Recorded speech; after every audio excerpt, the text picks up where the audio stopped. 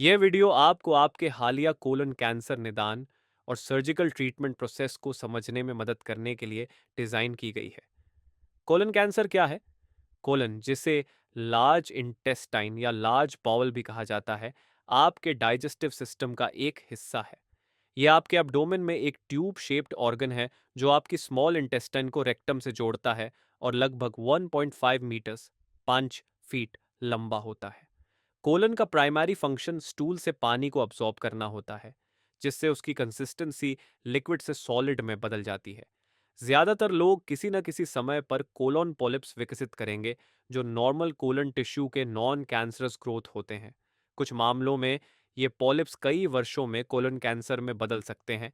लगभग 15% colon cancers inherited genetic conditions के कारण होते हैं, जबकि बहुसंख्यक एनवायरमेंटल एक्सपोजर्स और अन्य अनकंट्रोलेबल फैक्टर्स के कारण होते हैं। कोलन कैंसर कोलन से आगे दूसरे ऑर्गन्स जैसे लिवर या लंग्स तक फैल सकता है। कैंसर सेल्स ब्लड स्ट्रीम के थ्रू ट्रैवल कर सकती हैं और ट्यूमर के आसपास के लिम्फ नोड्स को पहले अफेक्ट कर सकती हैं। अगर ये लिम्फ नोड्स में कैंसर सेल्स हैं, तो ये आपके फ्यूचर कैंसर रिस्क को बढ़ा सकता है। ज़्यादातर पेशेंट्स के लिए कोलन कैंसर का बेस्ट ट्रीटमेंट ट्यूमर और affected area of the colon का सर्जिकल रिमूवल होता है, जैसे एक लेफ्ट हेमिकोलेक्टमी या सिग्मॉइड कोलेक्टमी। सर्जरी से पहले एडिशनल टेस्ट ज़रूरी होते हैं, इंक्लूडिंग रूटीन ब्लड टेस्ट्स, ताकि इंश्योर किया जा सके कि आप सर्जरी के लिए हेल्थी हैं, और एक एंडोस्कोपी, ताकि ट्यूमर का लोकेशन कंफर्म किया जा सके। एक सीटी स्कैन आपके चेस्ट और एब्डोमेन का भी किया जाएगा, ताकि कैंसर स्प्रेड को दूसरे ऑर्गन्स जैसे लिवर या लंग्स में चेक किया जा सके। इससे पहले कुछ स्टेप्स लेकर आप अपनी रिकवरी को इम्प्रूव कर सकते हैं। स्मोकिंग सेसेशन, स्मोकिंग क्विट करना आपकी हेल्थ और रिकवरी को सिग्निफिकेंटली एनहांस कर सकता है।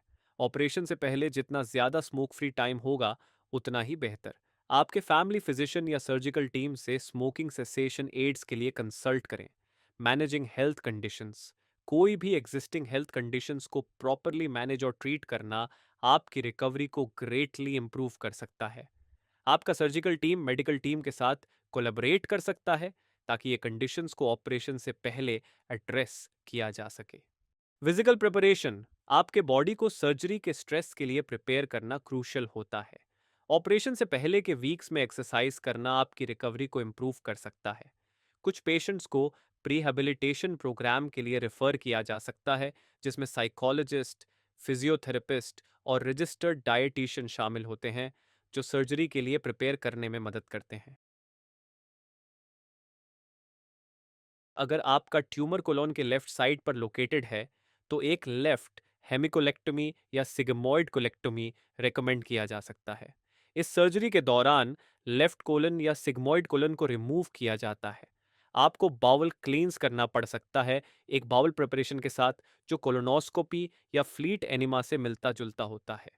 ऑपरेशन के दौरान आप ऑपरेटिंग टेबल पर अपने बैक पर लेटेंगे और एनेस्थीसियोलॉजिस्ट आपको जनरल एनेस्थीसिया एडमिनिस्टर करेगा। जब आप सो जाएंगे, एक ब्रीदिंग ट्यूब आपके गले में प्लेस की जाएगी और एक कैथेटर आपके ब्लैडर में इंसर्ट की जाएगी, ताकि यूरिन आउटपुट को मॉनिटर किया जा सके। ये ट्यूब्स आपके जगने से पहले रिमूव की जा सकती हैं या 1 या 2 दिन के लिए छोड़ दी जा सकती हैं। ज्यादातर सर्जरीज मिनिमली इन्वेसिव टेक्निक्स जैसे लेप्रोस्कोपिक या की होल सर्जरी यूज करके परफॉर्म की जाती है, जो पोस्ट ऑपरेशन इन्फेक्शन और पेन का रिस्क रिड्यूस करती है। अगर लेप्रोस्कोपिक सर्जरी यूज की जाती है, तो आपके नेवल के आसपास एक इंसिजन और आपके अब्डोमेन के राइट साइड पर 3 एडिशनल स्मॉल इंसिजन्स होंगे, और एक लार्जर इंसिजन आपके प्यूबिक बोन के ऊपर। इंसिजन्स का एग्जैक्ट लोकेशन ट्यूमर के लोकेशन पर डिपेंड करता है। कुछ केसेस में ट्रेडिशनल ओपन इंसिजन ज़्यादा सेफर हो सकती है, जो इन्फेक्शन रिस्क और हॉस्पिटल स्टे ड्यूरेशन को बढ़ा सकती है। आपका सर्जिकल टीम आपके लिए सबसे अप्रोप्रिएट मेथड डिस्कस करेगा। ड्यूरिंग सर्जरी, अगर लैप्रोस्कोपिक प्रोसीजर किया जा रहा है, तो आपका सर्जिकल टीम आपके एब्डोमेन को कार्बन डाइऑक्साइड गैस से इन्फ्लेट करेगा, ताकि ऑपरेशन के लिए स्पेस क्रिएट किया जा सके। एक कैमरा, जिसे लेप्रोस्कोप कहा जाता है, आपके एब्डोमेन में इंसर्ट किया जाएगा, ताकि टीम को प्रोसीजर के दौरान देखने में मदद मिल सके। सर्जन फिर ट्यूमर और affected segment of the colon को रिमूव करेगा। साथ ही सराउंडिंग लिम्फ नोड्स को भी टेस्ट के लिए रिमूव करेगा ताकि कैंसर सेल्स का पता लगाया जा सके। अगर इन लिम्फ नोड्स में कैंसर सेल्स पाए जाते हैं तो कीमोथेरेपी जरूरी हो सकती है। ट्यूमर को रिमूव करने के बाद आपके कोलन के हेल्थी एंड्स को कनेक्ट किया जाएगा ताकि आपका गैस्ट्रोइंटेस्टिनल ट्रैक्ट रिस्टोर हो सके। जैसे किसी भी सर्जरी के साथ इसमें भी रिस्क्स होते हैं, including infection at the surgical site, bleeding और कोलन कनेक्शन से पोटेंशियल लीक्स। अगर लीक होता है तो एंटीबायोटिक्स या एडिशनल प्रोसीजर जरूरी हो सकती है। ज्यादातर पेशेंट्स हॉस्पिटल में 1 से 3 दिन तक रिकवर करते हैं। पेन को मेडिकेशंस के साथ मैनेज किया जाएगा। इंजेक्टेड या पिल फॉर्म में आपके नोजिया लेवल पर डिपेंड करता है। पेन किलर प्रोवाइड किया जा सकता है। आपका पोस्ट सर्जरी डाइट आपकी एपिटाइट पर डिपेंड करता है। आप सर्जरी के अगले दिन फुल मील्स खाना शुरू कर सकते हैं या फ्लूइड्स से सॉलिड्स में ग्रेजुअली ट्रांजिशन कर सकते हैं। सर्जरी के बाद कोई डाइटरी रिस्ट्रिक्शंस नहीं होते, पर starting with fluids often recommended होता है।